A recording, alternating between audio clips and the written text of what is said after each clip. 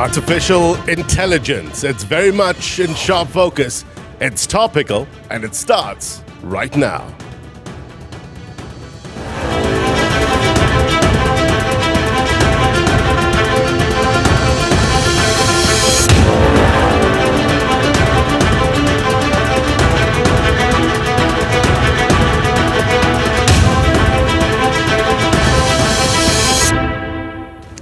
A very good evening to you, South Africa, those watching around the world. My name is Blaine Herman, and this is It's Topical.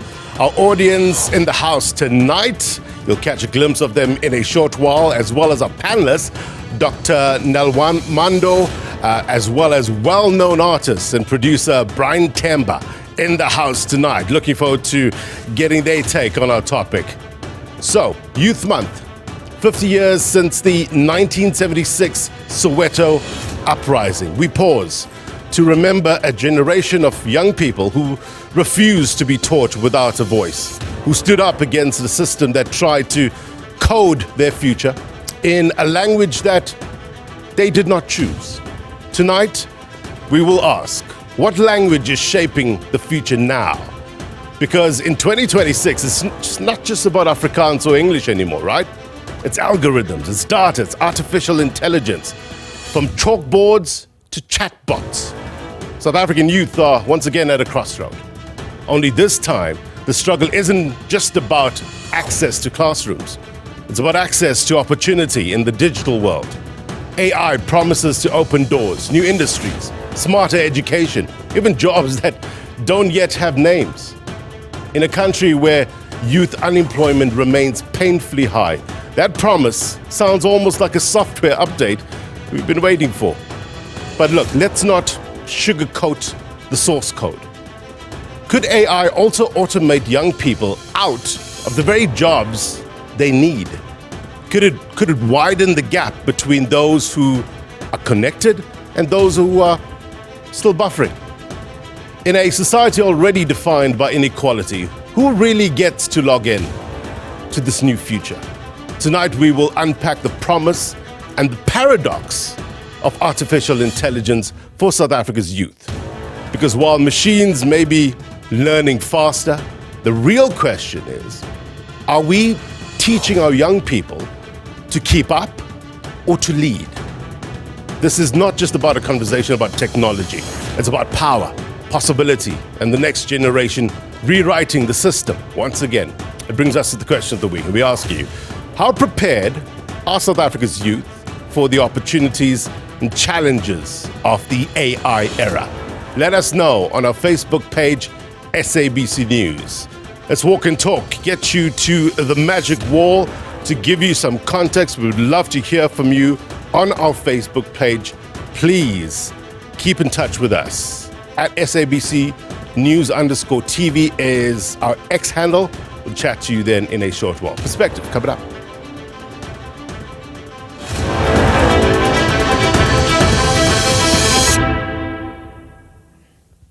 So, information from the State of AI in Africa report. It basically shows us that artificial intelligence is fast becoming a defining feature of Africa's digital transformation. So the report, I'll show you in a short while, offers a critical reflection on how AI ecosystems across the continent have evolved since 2023.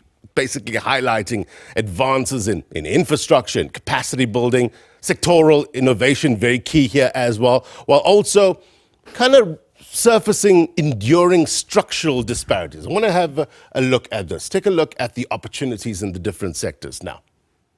So what it shows is that Africa is increasingly adopting AI to unlock opportunities and address challenges in critical areas such as agriculture, health, legal services, as well as the creative industry. Brian Temba is going to talk to us a bit about that in a short while.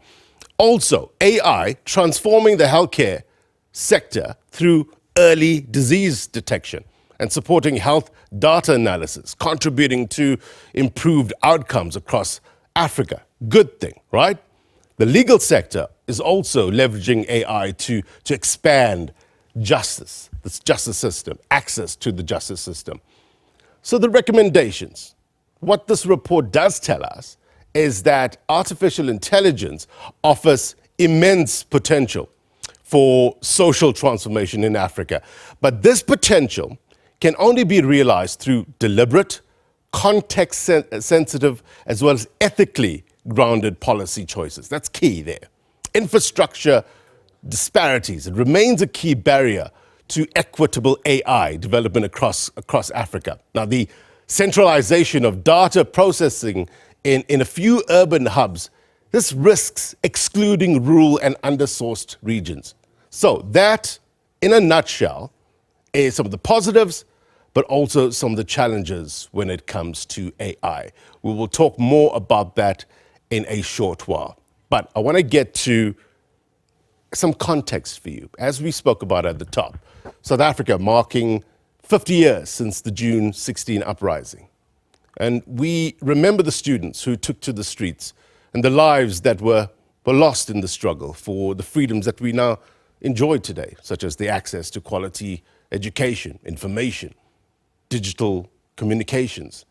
But what happened to those who survived, and what do they make of today's youth and the new struggles that they face? In this special report by our producer Cleopatra Jones speaks to June 16th student leader Seth Mazibuko, who was himself detained and tortured, as well as a former child exile whose life was forever changed by the events of 1976. Take a look. For 50 years, South Africans have remembered June 16, 1976, as the day school children challenged the apartheid state. The images are etched into our national memory. But behind those photographs are lesser-known stories of survival, sacrifice, and loss. Pain of 1976 doesn't end on June 16. I was arrested from my home here. A 16-year-old now got arrested here, taken into detention without trial. A legal 16-year-old boy put in a single cell where he was tortured, made to sometimes carry bricks tightened up onto your balls. Squat. He's a boy, he will tell you that pain. Women take pliers, pulling their nipples. You'll know that pain. Apartheid did not see a child. In us, saw a terrorist. As the apartheid state intensified its crackdown, many young activists fled the country while others went underground. We were there. We saw them fall, and we saw the police picking children, throwing them in a yellow melo, dead or alive. Mam Paulina, who was an anti-apartheid activist, was arrested a few months after the 1976 student uprising. They took us to Soweto Prison, where I was asked questions. They started torturing me. They electrified me with a black umbrella like this. They put it all over my body, and they told me that you are going to menstruate and you are no longer going to get children. Motsamai, who was 6 years old in 1976, was sent into exile. He says while in exile, he saw a lot of young people coming in from South Africa. Some of them, they were badly hurt, and some of them never reached to exile. They died along the way, running away from the abuses of apartheid at that time. And you welcome these kids.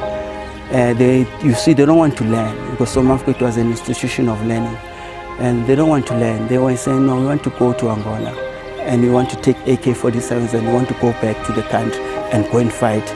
We don't want this education. So you look at fighting spirit of those young people at that time. It is so important to understand the past in order to better understand how do we get to a better future. Many thanks to Cleopatra Jones there for giving us the context of today's discussion and how AI, artificial intelligence, how far we've come since then, right? What sort of role will it now play in the future? The Better Minds on set right now. We will have a discussion with them as well as our live audience. Next.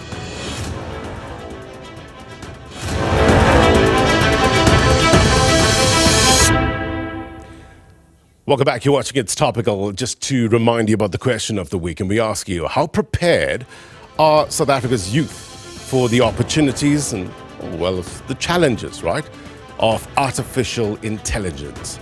That era. Let us know on our Facebook page, SABC News. The Better Minds in studio tonight. Brian Temba, who is an artist, a producer, among the many hats that he wears. Good to have him on the program, as well as Dr Fulufhelo Nelwamondo, one of Africa's most influential voices at the intersection of data, AI, innovation policy, national scale impact. The right person to have in studio. Thank you so much indeed. Our audience with us tonight, no doubt they have a lot of questions. I'm going to spend most of my time on my left-hand side so you get a better sense of what we're dealing with in terms of artificial intelligence. Let's kick it off, Ms. Temba, with you, and especially coming from the creative industry. I wonder how you see it, and from your perspective, is AI a tool or a threat? It can be both. It can be a tool, it can be a threat. It can be a tool because as producers of music particularly, we can use it to enhance what we already do.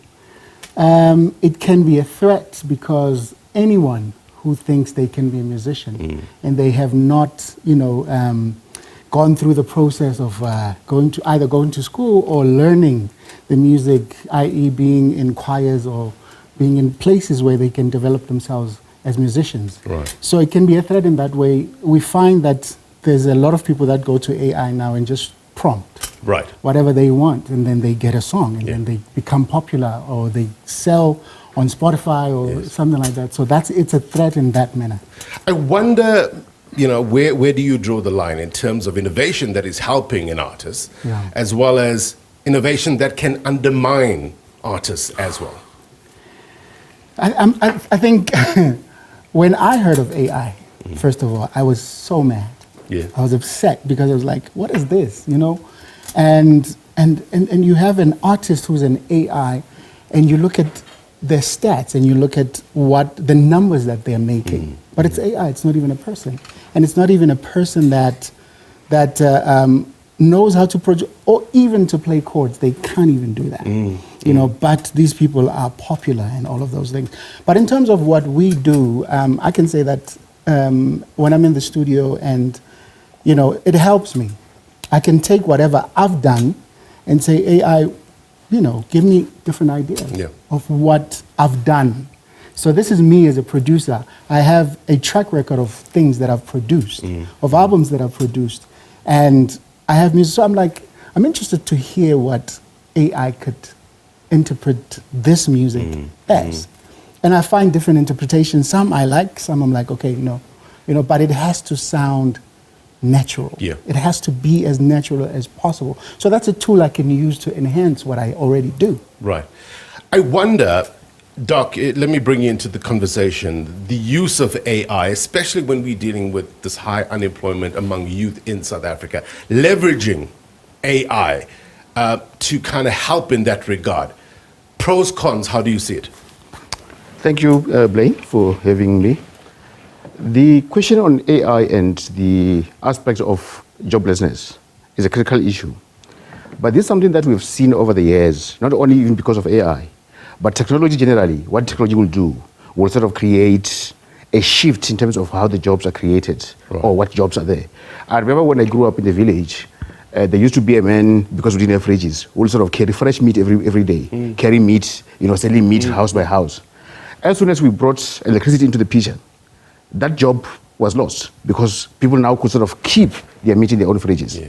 This is the very same story that you see even with AI.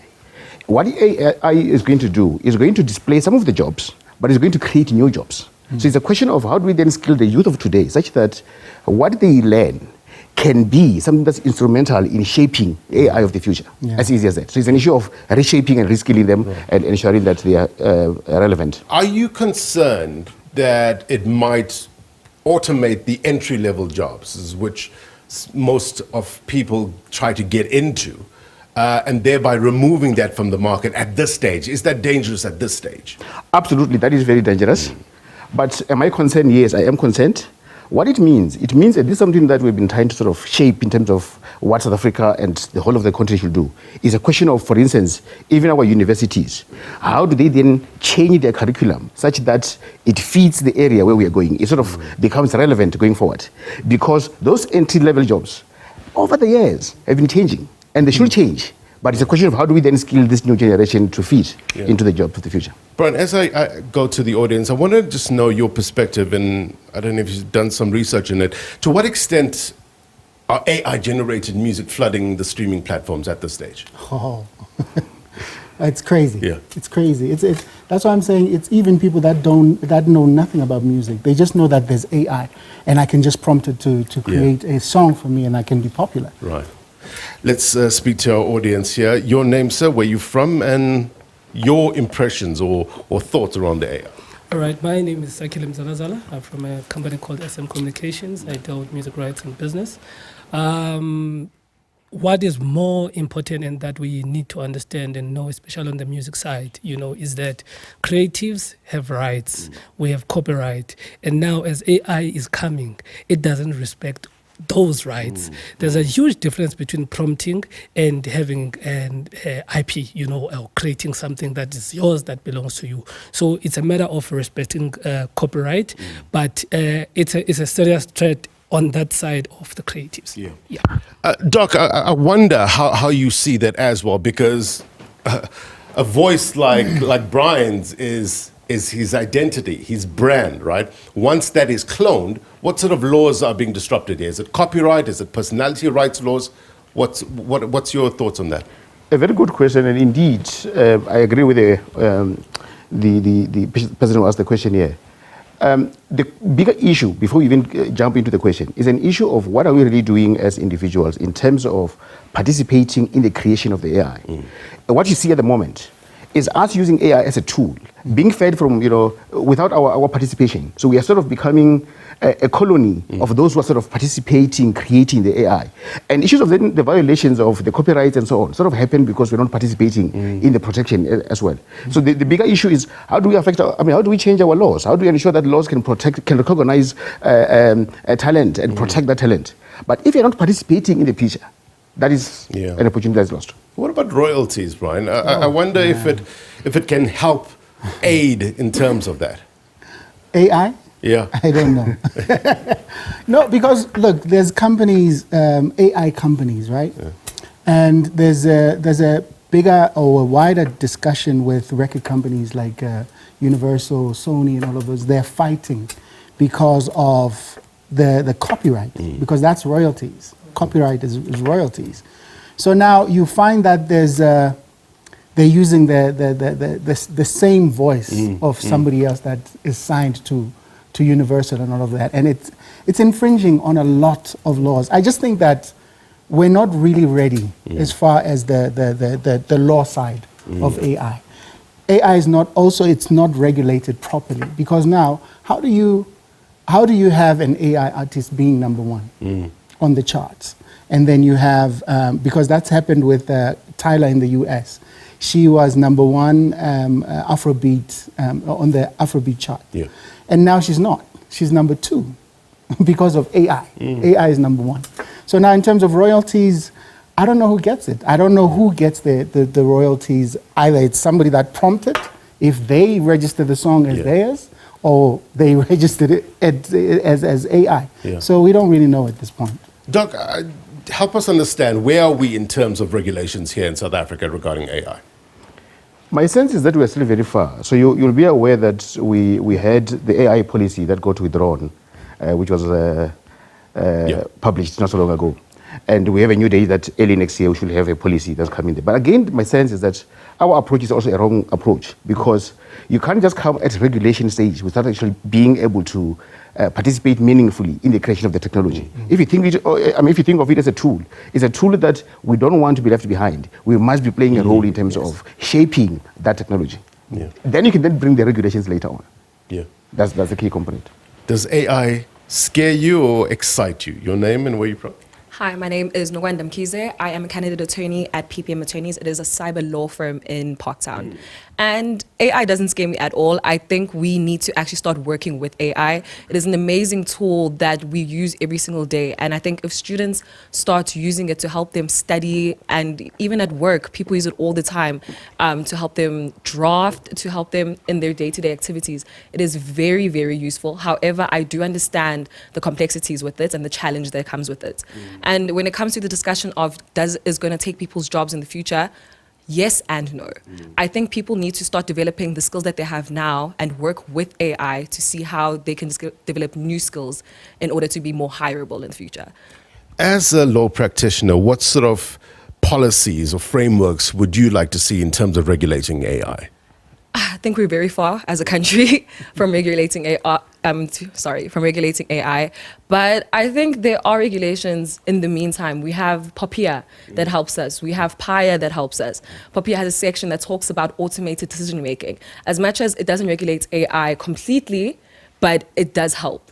And in the meantime, while we're still waiting for our draft AI policy, I think the country can start using that. All right, I just want to get you a sense, the viewers, a sense of how AI is being used in multiple ways here in South Africa. For now, on how AI can be incorporated in your daily life. Let's go to the small town of Leandra in Mpumalanga, where youngsters are receiving career guidance to maybe one day pursue a career, not in football, not necessarily as players. The founder of the program combines the discipline of sport with technology to open the doors for young people to better live their lives and build a brighter future. How, you may ask? Here's Lene Boyson with this report. Jacob Ndakwende knows that football does not only revolve around what happens on the field. There's a lot more to the sport than kicking a round ball. His program helps young children in his community to explore football professions and grow academically, careers in football administration, scouting, physiotherapy, and much more. The program has strict admission requirements. Therefore, only students who demonstrate strong academic performance are eligible to enroll.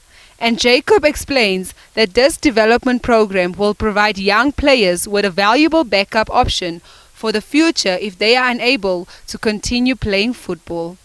Development for abantwana, for a community development.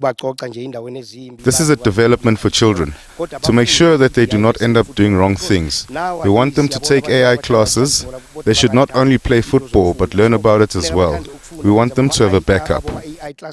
Because that is a biggest industrial revolution. So, there's something a backup for bona. In Leandra, the community plays an active role in supporting and guiding its youth. Jacob says the program often takes the children to a local prison as a way of exposing them to the consequences of poor choices. This approach highlights the vital role that community members play in shaping positive values and providing mentorship, ensuring that young people are encouraged to make responsible decisions and pursue meaningful opportunities. For abantwana kona ku right kuphephile mayelana ne safety or ya kona kuphephile abantu abala abantu ekusebenzisana nabo abantu abagood kakhulu bona for abantwana. For the kids, it is safe. People around here are good people. You can work with them. They take care of children, even the neighbors, especially this month, the Youth Month. We take these children to the old prison to motivate them, teach them about GBV. You must teach them when they are still young.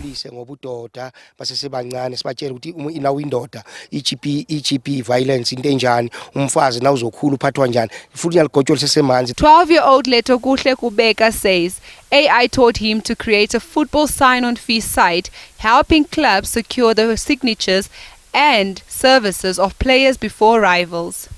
AI is now used by clubs to manage transfer budgets and by players to negotiate contracts without paying the usual 5 to 10% agent commission.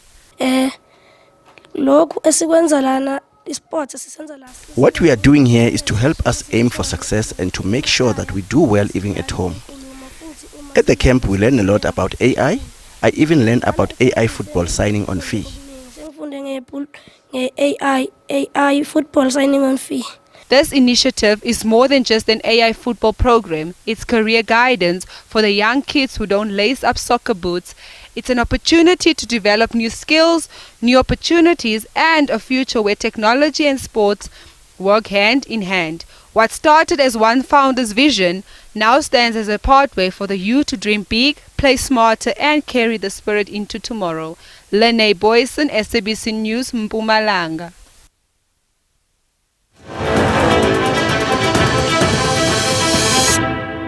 Welcome back. You're watching It's Topical. Let's remind you about the question of the week. We ask you, how prepared are South Africa's youth for the opportunities and challenges of the AI era? Let us know at SABC News_TV on X, as well as our Facebook platforms. Let's talk to our audience now. Some of your concerns or some of your hopes with regards to the AI. Your name, where you from? Thank you very much. My name is Aphiwe Dlamini. I'm from the University of South Africa, the National Secretary General. Yes, in my perspective, I heard you talk when you spoke about the need for the youth in terms of the AI moving forward. So in my experience as a student, that the AI has brought an experience that you are able to then be able to solve critical problems, but at the same time having access to those challenges that might fit you as a student. So most of the time you find that the problem is not AI, it's the use of AI. How do you then as doc and institution make sure that you teach ethically in terms of how students can use AI in terms of ethics and also the literature, because the balance, there is a lack of balance between when it comes to academics, in assessments, in how assessments are done, and how students they use AI in their daily life. How do you then, as institutions, strengthen like your policy that you spoke about of AI? There is no policy that speaks about AI in the institution that can govern the board of students to make sure that they do ethically and then they do not go to plagiarism in that sense. Doc? That's a very good question. So let's start it from the end in terms of the ethics of AI, which is a question that you're asking. Before you even talk of ethics of AI, I think it's very important for all of us to talk about ethics generally. The same way that you talk of, plagiarism, whether you ask somebody to do your assignment, forget about AI doing it for you, but even asking someone to do it for you is already wrong. So it's a question of how do we expand this regime of ethics that has to be taught at a university to then say we need to then be careful even when you are using any other tool. Let AI alone. But how do you make sure that you have ethical students? How do you make sure that you have ethical professors? How do you make sure that you have ethical,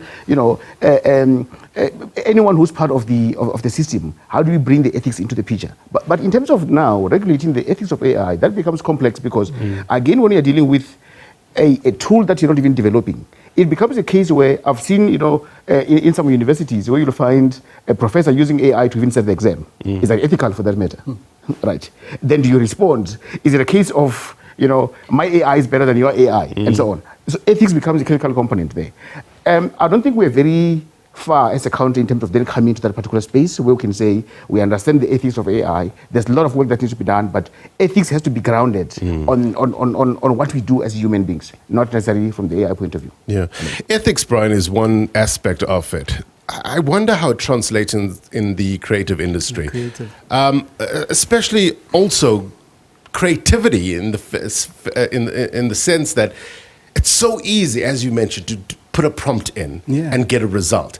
Yeah. Do you worry that it might be dulling creativity? Definitely. Yeah. Definitely. Like as Doc is saying, even in the academic space, how do you regulate it? How do you check it? How do you know that somebody that's been given an assignment, for instance, if they are going to do them themselves or, refer to AI, you don't know, and it's not, I don't know if government can even come into play with these things.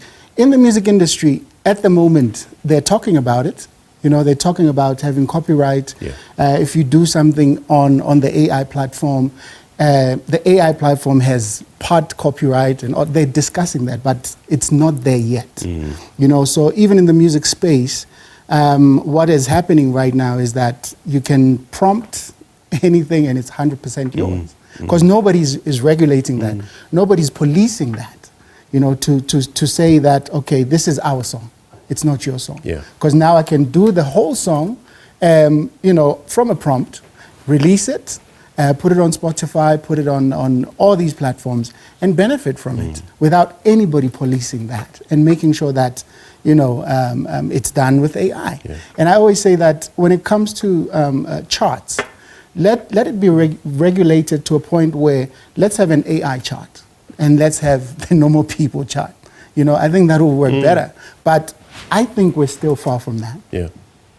That's an interesting idea. What do you think? Your name? Sandisilia Ngono. I'm from Zayo Institute of Technology with prior AI training experience, and I'm currently studying a BSc in Applied AI.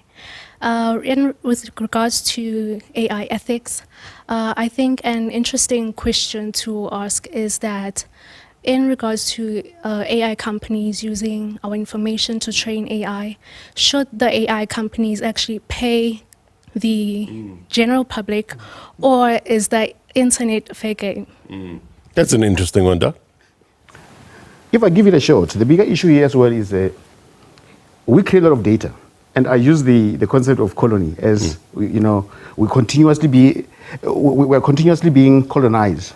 Back then, if you think of how colonization happened, people will come and dig your gold, take it, they bring it as a bracelet, right? At the moment, we're offering data for free to somebody else, but they then bring back a tool that, they're making money from it, from the tools, but we have no any benefit. And this is the reason why I've mentioned that it's very important for all of us to then participate in the creation of this AI. Coming here, you're using GPS, someone is collecting data, you're giving this data to companies that are sort of, using this data to track your movement and so on. But should you be paid for that? Yeah. Or should we be using that data ourselves? Should we have access to that data so that we can then develop our own tools? Yeah. Very good question, I must say. Brian, I wonder the ratio currently in South Africa, between artists making money out of AI and artists that are being hurt by AI. I think there's more artists that are being hurt, to be honest. But I think AI artists, there's not a lot of them, but they are there. I know of a few artists that are out there and they are very popular. Yeah. But they've created their music from AI. And I'm also in the house music space, and I've noticed that a lot of house DJs, they no longer, because most of them would come to people like me to say, do vocals on my track or something like that, or write to my track. Nowadays they don't do that. You hear a lot of AI tracks being used, So as to whether there's a lot more artists that are AI, I think it's getting there. Yeah. And I think proper artists that write their own music and create their own music, there's danger there. Yeah. There's danger, and I just feel that there has to be a body that's policing all of that, so that everything comes into place properly, so everyone is happy. Yeah. As to whether the AI, look, I hated AI when it came out. I hated it. I didn't want anything to do with it because it's like, it sounded terrible. It's just machine, But over a few months, I was like, okay, I need to get into it because, like it or not, we're going that direction. Whether we want to say we hate it, and I have to encourage most artists to actually get into it, see how you can work with AI, because whether we like it or not, it's coming and it's staying. Yeah. All right, we need to take a quick break. We're talking AI and how it can be used in also to help the situation in South Africa. High unemployment. Can we use AI to leverage avenues of opportunity? And to what extent? We'll talk about that next.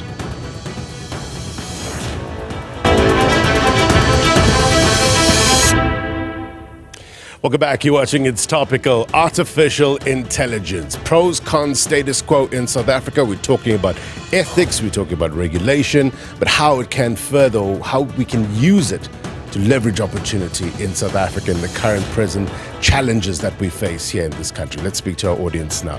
Your name and where do you land in terms of the issue? All right. Greetings to the viewers at home. Thank you for having us. My name is Tunisan Shbana, and I am the interim convener of PODASA, a organization under the Department of Political Science. So AI in our academia, it tends to become a tool and also a threat. Coming from a university like the University of South Africa, UNISA, it's mostly people who are working, and AI can assist you to get information fast in our research. So I'm currently doing a postgrad in African politics. So when I need articles, I can go to AI and just type that I need articles on 1976, and then I get those. But the problem and the threat becomes wherein it tends to breed people who are lazy, because of I can go to AI and say I need a summary of Kwamakurma, and then I get it. But then I didn't read, so it means that AI will be producing academia wherein we don't have insight of what we are doing. So, and also AI can help us to get into opportunities by, I can ask AI to do me a CV for a certain job type, which is, I can do it freely rather than before that I have to go to an internet cafe. And also, when it comes to us applying jobs, I can use AI to ask for them to give me a recommendation letter. But then the problem with AI is that it doesn't have the human touch. And so the concern that I have is that how is AI going to help a child in Guyana, for instance, in Lusikisiki, because of the current the material conditions in which the people there find themselves. We need to find a way in which AI is accessible to everyone. Doc, let me throw that to you, and it's an important point, right? Can AI broaden the gap, the digital divide, whereby children in more rural areas are still held back in that regard compared to those living in urban areas? Indeed. What we are seeing at the moment is that those who have access to the devices, of course, have better access to AI. The same story that we've had even with the digitalization or digitization, that's sort of what we have been seeing over the last few years. When you look at the rural environments, they won't have the same access as people who are sort of in the urban area. So the digital divide is sort of expanding. So AI is more for the urban areas, it's more for the rich, it's for those who can afford. And that's a bigger issue. And that's the concern. It is a concern. Right. Maybe linked to that, you also have an issue of promoting laziness that the audience has mentioned. But again, is laziness in a sense that it also kills talent. I mean, if I want to listen to music, I want to listen to music because I want to get the talent. I want to hear the person who's who's producing the music. But now AI takes away that component. So, and that creates this big digital divide. Right. Your name and your question for our guest? My name is Minentle Dlalisa. I'm an AI content creator, and then by profession, I'm a data analyst. So my concern is, and I'm sorry to be the one who's concerned when everyone is talking about the good of AI. So my concern is that it's misinformation from AI generated content, because I remember back in the days when you are watching a movie with your grandmother for the first time, the guy dies on the first time. When you watch it for the second time, and then your grandmother will be like, "Hi, bro, that guy died most the other time when you watched the first time." And then it shows you the scale of misinformation, because people are easily gullible. And as you have said, anyone can just go to an AI system, prompt him whatever, and then post it on social media, and then people are misinformed by that, and then people are taking wrong decisions. Chaos happens because of misinformation. So my question would be really, how are we, maybe are there any institutions trying to regulate the misinformation to see, is this false, is this true? So that is my concern. Got you. Let's get your comments. Hi, my name is Nomhle. I'm also an AI content creator and an entrepreneur. So my question would be, so we are seeing what's happening with AI right now. It's taking over. So what policies, my question would be, what is the music industry doing about AI? Are they trying to get more into it, or are they just saying, I hate AI? Yeah. Yes. Brian, let's throw that to you as we wrap up the conversation. What's the approach from the industry? There's I would say that at this point, there's a lot of pushback as far as AI is concerned, because you have a whole lot of artists, staunch artists, people that have been working over the years to create their music. You know, some have created. They have names, in the industry, and now AI is coming through, and you find young people who are just like into AI, and they're killing it as far as AI is concerned, and they're becoming popular because of AI. Look, there's pushback, but I would say, my advice would say to a lot of artists older and coming up, that infuse the two. Infuse the two. Yes, we want to push back and say, AI, it doesn't sound real. We can make it sound real. We can infuse our talents. Like, for instance, if I'm using AI, I'm a creator and I'm a perfectionist. So I'm like, if I'm going to create a song, I need to create the chords. I need to create the sound of the song that I want to create. Yeah. Then I throw it into AI. I write my own lyrics. I throw it into AI. That's if I'm stuck. Yeah. You see, and if I feel like there's a block, there's a writer's block, and there's a production block, then I go to AI and say, how would you do this? But I would never take AI's lyrics or AI's music and just use it like that. I need everything, to be put together. So everyone needs to get, with it and use it, not as we've been speaking. Just let it work for you. Right. We've run out of time, Brian. Thank you so much indeed, Doc. Thank you so much. Maybe a part two, right? We need to talk about the hallucinations, for instance. That's a big part in terms of the AI. Our audience, thank you so much indeed. Let's work on that part two. Thank you very much indeed. Value added, no doubt. All right. Before we go, here's my take. And from what I've experienced, for the youth, AI is less the future and more the group chat assistant, right? Helping with assignments, side hustles, CVs, even those suspiciously well-written WhatsApp apologies. You've got those, right? But here's the twist. While some are building apps and automating their grind, others are using AI to finally decode maths problems, for instance, that have been haunting them since grade 10. It's equal parts opportunity and illusion. You can sound brilliant with AI, but you still need that brain to back it up when the Wi-Fi drops, right? In a country where resilience is practically a second language, young people, young South Africans are treating AI not as a replacement, but as a tool, like airtime or a borrowed charger. Valuable, sometimes scarce, and always shared, right? The real question is whether AI will take over, but whether it can keep up with the hustle, the creativity, and the humor of a generation that already knows how to make a plan. And that's my take. If you miss anything on this program, then be sure to watch this episode of Topical on YouTube as well as SABC+. If you're watching a repeat of this program, then as always, the news continues. Until next week, my brothers and sisters, take care. Bye-bye.